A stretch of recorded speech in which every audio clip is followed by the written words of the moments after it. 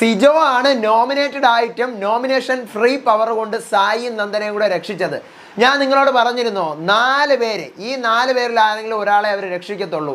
Sijo, Abhishek, Jasmine, Apsara, ഇവർ 4 പേരിൽ ഒരാളെ മാത്രമേ അവർ രക്ഷിക്കത്തുള്ളൂ. അതിന് ഓരോ കാരണമുണ്ട്. അതെന്താണെന്ന് പറയാം. ക്യാപ്റ്റനായിട്ടുള്ള നന്ദന ഫയർ ആയിരിക്കുകയാണ്. അത് നന്ദനയ്ക്ക് ആപത്താവുമോ ആ ഫയർ ആയത്?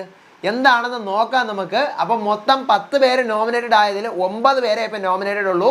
ഒരാളെ രക്ഷിച്ചു. വീട്ടിലെ 13 പേരിൽ 4 പേര് ഒഴിച്ച് ബാക്കി എല്ലാവരും നോമിനേറ്റഡ് ആയിരിക്കുകയാണ്.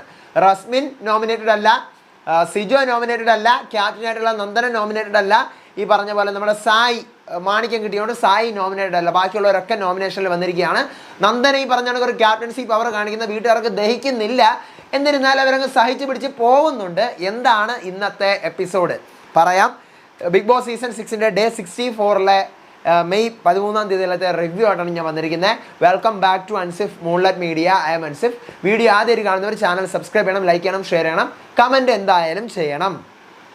അപ്പോൾ ഇന്നത്തെ എപ്പിസോഡിൽ ഞാൻ രാവിലെ മുതൽ ലൈവുകൾ അപ്ഡേറ്റ് ചെയ്തിട്ടുണ്ട്. അപ്പോൾ നോമിനേഷനിൽ ഈ പറഞ്ഞ പോലെ 2 പേര് വെച്ച് 5 ടീമുകൾ വന്നതിൽ ഈ പറഞ്ഞ സിജോയുടെയും ശ്രീധുവിൻ്റെയും ടീമിൽ നിന്ന് സിജോയും നോമിനേറ്റഡ് ആയി, ശ്രീധുവും നോമിനേറ്റഡ് ആയി. പിന്നീട് സായിയും നന്ദനയും കൂടെ പോയിട്ട് അവർക്ക് സ്പെഷ്യൽ പവർ കൊടുക്കുകയാണ്. അത് ലൈവിൽ കാണിച്ചിട്ടില്ല. ആദ്യം ബിഗ് ബോസ് ഈ പറഞ്ഞ പോലെ 5 ടീമിൻ്റെ നോമിനേഷൻ കഴിഞ്ഞിട്ട് നോമിനേഷനുള്ള ജാസ്മിൻ, അഭിഷേക്, ജിൻഡോ, അർജുൻ, അൻസിബ, അപ്സര, ഋഷി, സിജോ, ശ്രീധു, റസ്മിൻ ഇങ്ങനെ പറയുന്നുണ്ട്. എന്നിട്ട് ആണ് നന്ദനയും സായിയും വിളിക്കുന്നത്. നിങ്ങൾക്ക് ഒരാളെ നോമിനേഷൻ സേവ് ചെയ്യാനുള്ള പവർ ഉണ്ടെന്നും പറയുന്നത്. അപ്പം സായിയും നന്ദനയും കൂടെ ഒരുപാട് സംസാരിക്കുന്നു. ഒരു ഒറ്റ ഡയലോഗ്, ആരെ സേവ് ചെയ്യണം എന്ന് നന്ദന ചോദിക്കുന്നു. സിജോയെ. എനിക്കും അത് തന്നെയാണ് പറയാനുള്ളത്, സിജോയെ. എന്താ കാരണം? അത് സിജോ എപ്പോഴും നോമിനേഷനിൽ വരാൻ ആഗ്രഹിക്കുന്ന ആളാണ്. നോമിനേഷനിൽ വന്നു കഴിഞ്ഞാലും സിജോ എപ്പോഴും തിരിച്ചു കയറി വരും. അപ്പം നല്ലൊരു കോൺഫിഡൻസ് ആ പുള്ളിക്കുണ്ട്. മാത്രമല്ല നോമിനേഷനിൽ വരണം എന്ന് പറയുമ്പോൾ വരണ്ട, സിജോ നോമിനേഷനിൽ വരണ്ട, അങ്ങനെ ആക്കാം എന്ന് പറഞ്ഞുകൊണ്ട് ഇത്രയും മാത്രം ഈ ഒരു കാര്യം പറഞ്ഞുകൊണ്ടാണ് അവർ സിജോയെ സേവ് ചെയ്യുന്നത്. പക്ഷേ ഞാൻ നിങ്ങളോട് പറഞ്ഞിരുന്നു 4 പേരിൽ ഒരാളെ അവർ സേവ് ചെയ്യുമെന്ന്. സിജോയെ പറയാനുള്ള കാര്യം ഞാൻ പറഞ്ഞുതരാം. ബാക്കി 3 പേരുടെ കാര്യം പറയാം. ഞാൻ പറഞ്ഞു ഒന്നുകിൽ അവർ ജാസ്മിനെ സേവ് ചെയ്യും. ഞാൻ അങ്ങനെ പറയാൻ കാരണം കഴിഞ്ഞ ആഴ്ച ഈ ജാസ്മിനെ ഇവർ റോബോട്ടായിട്ട് തട്ടിക്കൊണ്ട് പോയതിന് ശേഷമാണ് ഈ പറയുന്ന പ്രശ്നങ്ങളും ജാസ്മിനെ അവർ പിരിച്ചുവിടുന്നതും ജാസ്മിനും റസ്മിനുമായിട്ട് ഉടക്കാവുന്നതും ഫിസിക്കൽ അസോൾട്ട് ആവുന്നതും അതിനുശേഷം ജാസ്മിനെ പിടിച്ച് ജയിലിലിടുന്നതും ഒക്കെ. അപ്പം ചുരുക്കത്തിൽ പറഞ്ഞു കഴിഞ്ഞാൽ ഇവർ കാരണമാണ് ഈ ടണൽ ടീം ജാസ്മിനെ തട്ടിക്കൊണ്ട് പോയി റോബോട്ട് അവർ എൻ്റർടൈൻ ആക്കിയെങ്കിലും ഇവർ കാരണമാണ് ജാസ്മിൻ ജയിലിലായത്, അല്ലെങ്കിൽ ജാസ്മിൻ ഒരുപാട് ഈ ഫിസിക്കൽ അസോൾട്ടൊക്കെ നേരിടേണ്ടി വന്നത്. അപ്പോൾ അതുകൊണ്ട് നമുക്ക് എന്തെങ്കിലും ഒരു കൺസെഷൻ ചെയ്യാം എന്നുള്ള ഒരു ലെവലായിരുന്നു എൻ്റെ മൈൻഡ് പോയത്. അപ്പോൾ അതുകൊണ്ട് ജാസ്മിനെ ചിലപ്പോൾ സേവ് ആക്കിയേക്കാം എന്നെനിക്കൊരു തോന്നലുണ്ടായിരുന്നു. അതാണ് ഞാൻ ജാസ്മിൻ്റെ പേര് പറഞ്ഞത്. രണ്ടാമത് ഞാൻ അപ്സരയുടെ കാര്യം പറയാൻ കാരണം അപ്സരയെ സേവ് ആക്കാൻ ചാൻസ് ഉണ്ടെന്ന് പറയാൻ കാരണം അപ്സര കഴിഞ്ഞ ആഴ്ച ഇവരുടെ ടീമായിരുന്നു. അപ്പോൾ ഇവരുടെ ടീമിനകത്ത് നിന്നപ്പോഴും പുറത്ത് നിന്നപ്പോഴും ഇവർ 4 പേരും ശരണ്യ, സിജോ, ശരണ്യ, സായി, അപ്സര, ഈ പറയുന്ന നന്ദന, ഇവർ 4 പേരും അടിപൊളി പെർഫോമൻസ് ആയിരുന്നു. എസ്പെഷ്യലി അപ്സര ഒരു ആർട്ടിസ്റ്റ് ആയതുകൊണ്ട് അതിൻ്റെ എല്ലാ സാധനങ്ങളും അപ്സര അകത്ത് ഡാൻസ് പറയുമ്പോൾ ഡാൻസ്, സ്കിറ്റ് പറയുമ്പോൾ സ്കിറ്റ്, പുറത്ത് കുക്കിങ്ങിലാവുമ്പോൾ അത്, പുറത്ത് എൻ്റർടൈൻ ചെയ്യിക്കാനാണെങ്കിൽ അതെല്ലാം പരമാവധി അപ്സരയും സൂപ്പറായിട്ട് ചെയ്തിരുന്നു. എന്നിട്ട് അത് മാത്രമല്ല, ഇതിൻ്റെ പേരിൽ ഒരു പ്രാങ്കിൻ്റെ പേരിൽ അടിയായപ്പം ഋഷി അപ്സരയും കൂടെ കൊരുത്ത് ഭയങ്കരമായിട്ടുള്ള പ്രശ്നങ്ങളായി. അപ്പം ഋഷി എടി പോടി എന്നെല്ലാം വിളിച്ച് അപ്സരയാണ് ആദ്യം നീ ഇവിടെ വന്ന് അഭിനയിക്കുകയല്ലേ എന്നൊക്കെ ചോദിച്ചാൽ ആ പ്രശ്നം വഷളാവുന്നതും. അപ്സര അതിനകത്ത് നിരപരാധിയാണ് ആ ഒരു കേസിൽ. രാവിലെ മുതലുള്ള PR കമൻറ്റുകളൊക്കെ ഞാൻ കാണുന്നുണ്ട്. അതൊക്കെ അവിടെ ഇരുന്നോട്ടെ, അതിനെയൊക്കെ മാറ്റി നിർത്തിയിട്ടാണ് ഞാൻ പറയുന്നത്. അല്ലാതെ അപ്സരയുടെ ഭാഗത്തുനിന്ന് ഞാൻ പറയുന്നതല്ല. ഈ പറഞ്ഞ പോലെ അവിടെ ആദ്യം തെറ്റ് കാണിച്ചത് ഋഷിയാണ്. ഋഷി കാണിച്ചപ്പോൾ നിനക്ക് അഭിനയിക്കാൻ അറിഞ്ഞുകൂടാത്ത എൻ്റെ തെറ്റാണെന്ന് വെച്ചപ്പോൾ ഞഞ്ഞാ പിഞ്ഞാ കച്ചാ പിച്ചാ പുച്ചാ കച്ചാ എന്ന് പറഞ്ഞുകൊണ്ട് ഋഷി പറഞ്ഞു തുടങ്ങി. അപ്പോൾ ആ സംഭവം എനിക്ക് ഋഷി എടുത്ത് ഒരു വിരോധമല്ല. കുറേ പേര് ചോദിക്കുന്നത് രാവിലെ വരെ ഞാൻ കാണുന്നുണ്ട്. ആർമി ഗ്രൂപ്പുകളിൽ എടുത്ത് എൻ്റെ വീഡിയോസ് ഇടുന്നു, അതെല്ലാം എൻ്റെ കയ്യിൽ കിട്ടുന്നുണ്ട്. പലരുടെയും വോയിസ് മെസ്സേജുകളും കിട്ടുന്നുണ്ട്. പിന്നെ അതൊന്നും പറഞ്ഞ് നിങ്ങളുടെ ആളുകളെ നാറ്റിക്കണ്ട എന്ന് വിചാരിച്ചാണ് നാറ്റിക്കാത്തത്. ആ വീഡിയോയുടെ താഴെയുള്ള കമൻറ്റുകൾ കാണണം. എടുത്ത് ഇവനെ ഇന്ന് ശരിയാക്കാം, ഇവനിക്ക് നമ്മുടെ പവർ കാണിച്ചുകൊട്, നമ്മുടെ മുടിയാണ്ണനെ ഒന്നും പറയാം. ഞാൻ എല്ലാവരെ കുറിച്ചും പറയും. ഇന്നലെ ഋഷിയെക്കുറിച്ച് പറഞ്ഞെങ്കിൽ മിനിയാന്ന് ചിലപ്പോൾ സിജോയെക്കുറിച്ചായിരിക്കും പറഞ്ഞത്, എൻ്റെ തലേന്ന് ജാസ്മിനെ കുറിച്ചായിരിക്കും പറഞ്ഞത്. എല്ലാവരെ കുറിച്ചും പറയും. അപ്പോൾ ഈ പറഞ്ഞ പോലെ അതുകൊണ്ടാണ് ഞാൻ അപ്സരയെ സേവ് ചെയ്യാൻ ചാൻസ് ഉണ്ട് എന്ന് പറഞ്ഞത്. പിന്നെ അഭിഷേകിനെ ഞാൻ സേവ് ചെയ്യാൻ ചാൻസ് ഉണ്ടെന്ന് പറഞ്ഞാൽ ഒരു ഒറ്റ റീസണേ ഉള്ളൂ. അഭിഷേക് ഇവരുടെ കെട്ടാണ്. നന്ദന, അഭിഷേക്, സായി, ഇവർ 3 പേരും ചങ്കുമാണ്, ഭയങ്കര ചങ്കാണ്. അതുകൊണ്ടാണ് ഇവരുടെ 3 പേരുടെ പേര് ഞാൻ പറഞ്ഞത്. പിന്നെ ഇവർ സിജോയെ സേവ് ചെയ്യാൻ കാരണം ഞാൻ 4ാമത് സിജോയുടെ പേരും കൂടെ പറഞ്ഞിരുന്നതിന് റീസൺ, സിജോ ഇപ്പോൾ പറഞ്ഞ കണക്ക് വയ്യാതെ ഇരിക്കുന്നത് കൊണ്ടും മാത്രമല്ല സായിക്ക് സിജോയെ നേരത്തെ അറിയാം.